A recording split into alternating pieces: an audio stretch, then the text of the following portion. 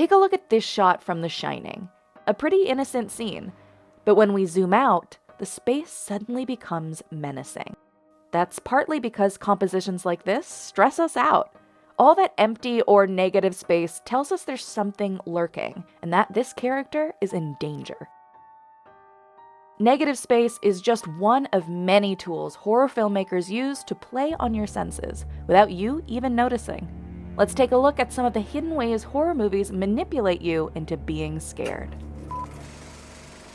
You might have heard about nonlinear sounds. We are conditioned to respond to those screeching strings with fear, but the opposite of that can be even more unsettling.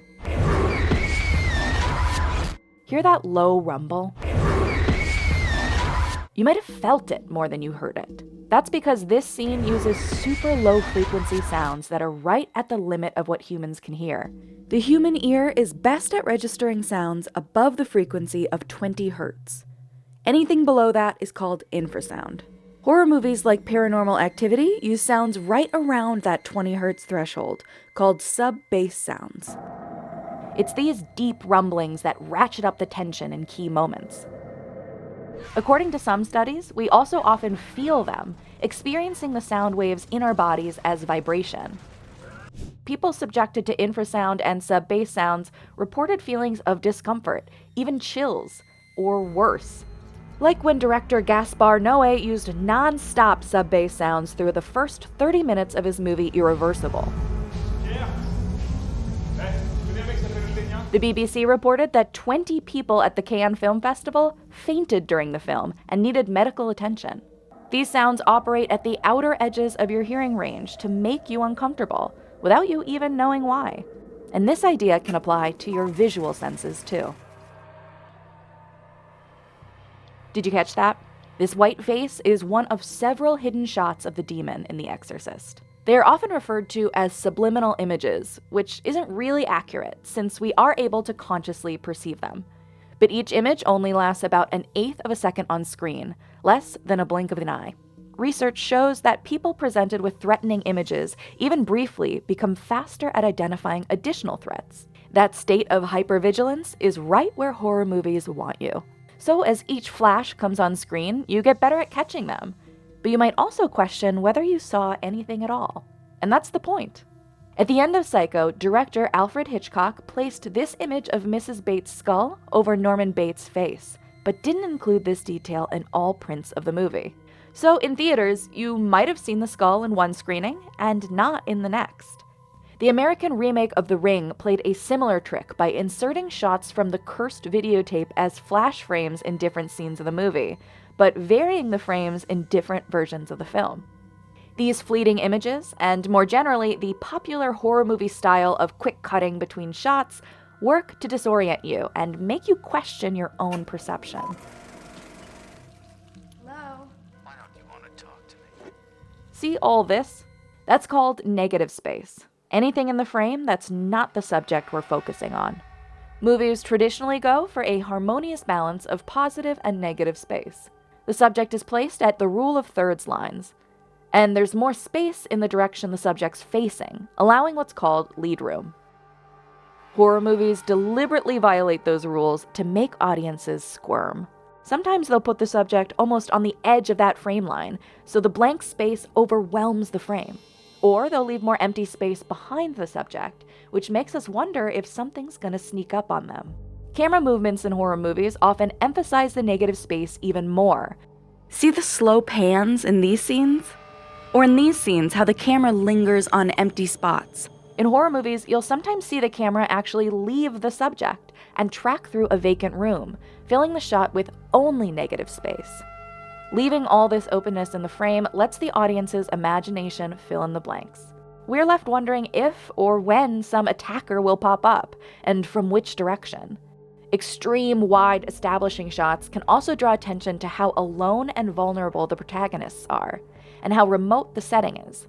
How many times have you seen shots like this in horror movies? They work so well to set the scene because they play on some of our most primal fears of isolation and defenselessness. So if too much empty space freaks us out, what happens when the shot has almost no space at all? It can actually amp up the fear even more, especially in climactic scenes.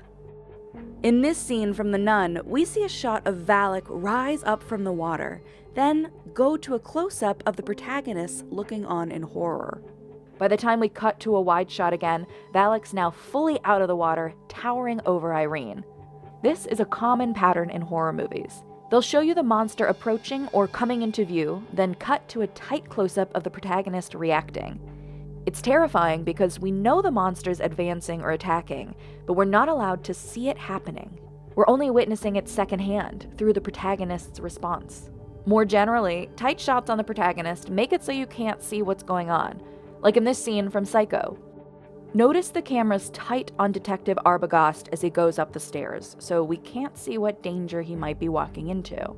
That leaves us feeling as helpless and on edge as he is. Another way of keeping audiences in the dark is by manipulating camera focus. In this scene from Donnie Darko, we go from a shot of Jake Gyllenhaal from behind to an out-of-focus medium close-up of his face. As he slowly walks into focus, he becomes crisper, but the background remains blurry, leaving us wondering what might be lurking there. That shot uses shallow focus. That's when the aperture of a camera's lens is wide open, creating a shallow depth of field. This allows filmmakers to finely control which people or objects in the frame stay sharp. In other genres, filmmakers use shallow focus to direct our attention to the in-focus part of the shot. But horror filmmakers weaponize shallow focus to make us uncomfortable. Let's look at another creepy Jake Gyllenhaal scene, this one from the movie Enemy. Here are the two subjects, Melanie Laurent, who's being followed, and Jake, who's following her. Both are equally important, but one's in the sharp foreground and the other's in the blurry background. This leaves us unsure where to direct our eyes, and it forces us as audience members into an uncomfortable and hyper-attentive state. Here's another key way horror movies play with perspective. Hi, it's Jill, the babysitter. This is a framing device sometimes called the dark voyeur, or hidden onlooker perspective. The camera might shoot from behind something, a bush or a piece of furniture, or through something, like a window. This perspective puts us in the uncomfortable position of being voyeurs, where we know something that the protagonist doesn't, that they're being watched. The shot can also separate the audience from the actual scene. Here, for example, we're looking on from another room. That framing makes us hyper-aware of our powerlessness to stop what's about to happen. We can only watch, complicit, which can make for a pretty torturous viewing experience. If the dark voyeur perspective turns the audience into observers, the first-person killer perspective turns us into accomplices. That's the classic slasher Halloween, opening with a shot from the murderer's point of view. The first-person killer perspective is a hallmark of slasher movies, popularized by the earliest films in that genre. The first-person victim perspective can be just as powerful, because it literally puts us in the character's shoes as they approach danger.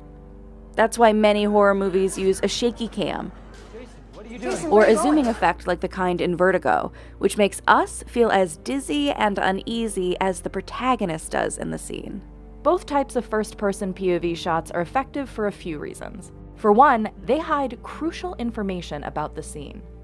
In the second half of the Blair Witch Project, the more danger the protagonists are in, the lower and more shakily they hold the camera, never focusing the lens on anything for very long. In the opening shot of Halloween, Michael Myers' mask is partially covering the camera, so we're not privy to everything in the frame. Even more importantly, we don't know the identity of this unseen intruder. That's also why Steven Spielberg used the first-person POV shots in Jaws to hide the shark from the audience, which famously worked to make the monster even scarier. All these techniques combine into an assault on our senses. They're part of the visual language horror movies have developed to make us doubt our own senses, prepare for an attack, and fully immerse ourselves in the scene through the eyes of both killer and victim.